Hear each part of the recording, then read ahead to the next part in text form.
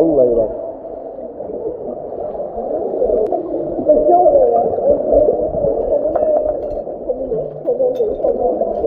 Somon çıkıyor galiba.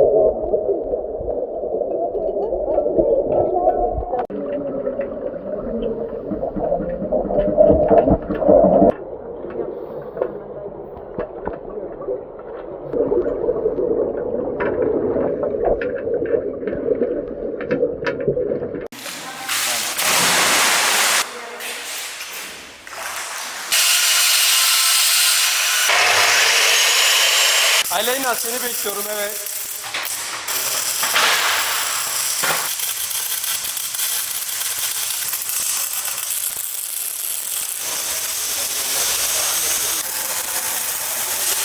YÖK'ün nitelikli istihdam vizyonu doğrultusunda denizcilik eğitimlerimizi akademik sınırların ötesine taşıyor ve tüm vatandaşlarımızın hizmetine sunuyoruz. Bugün denizlerimiz sadece öğrencilerimiz için değil, yeni bir kariyer inşa etmek isteyen her bir vatandaşımız için küresel fırsatlar barındıran devasa bir kapıdır. Müfredatımızda yer alan gemici ve yağcı eğitimleri, sektöre sıfırdan adım atacak bireylere profesyonel bir zanaat kazandırmaktadır. Bununla birlikte ilk yardım, yangınla mücadele ve can kurtarma araçlarını kullanma gibi uzmanlık eğitimlerimizle bu süreci uluslararası standartlarda tamamlıyoruz. Bu sertifikalar sadece birer ders belgesi değil, dünyanın her yerinde geçerli olan birer çalışma pasaportudur.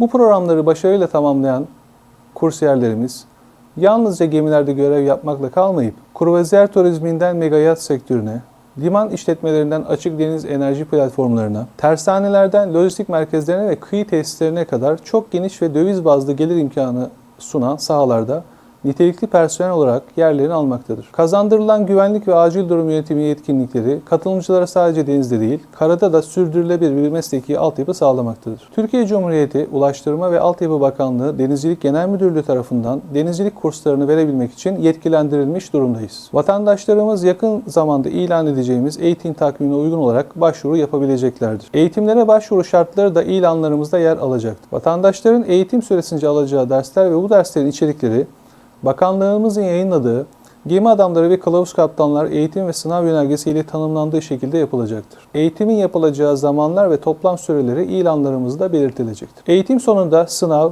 değerlendirme ve uygulama sınavları yapılarak bakanlık sistemine sonuçlar işlenecektir. Eğitimi başarıyla tamamlayan vatandaşlar kurs başarı sertifikası alacak olup ayrıca kendilerine Liman Başkanlığı tarafından uluslararası ehliyet ve sertifikalar tanımlanacaktır. Alınacak sertifika ile bilgi ve yetkinlikler kazanılacak olup bu yetkinlikler vatandaşımızın uluslararası deniz seferi yapan ticari gemilerde çalışabilmelerine imkan sağlayacaktır. Bandırma 17 Eylül Üniversitesi Denizcilik Fakültesi bir kamu kurumu olması dolayısıyla önceliğimiz eğitim, öğretim ve toplumsal katkıdır. Eğitimlerin ücretlendirmelerini makul seviyede tutmayı ve geniş bir katılımı hedefliyoruz. Amacımız bu kısa süreli ama yoğun içerikli programlarla insan kaynağımızı mavi ekonomiye entegre etmektir.